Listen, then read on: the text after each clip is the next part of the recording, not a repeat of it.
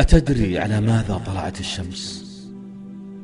طلعت على القارات السبع والبحار والمحيطات، طلعت على الجبال الراسية والممالك العظيمة والقصور المذهبة، طلعت على عاد التي لم يخلق مثلها في البلاد، وعلى ثمود الذين جابوا الصخر بالواد، وفرعون ذي الأوتاد.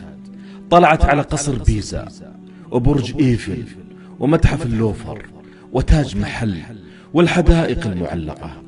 طلعت على عروق الذهب ومعادن الجوهر وكنوز قارون وثروات العالم القديم.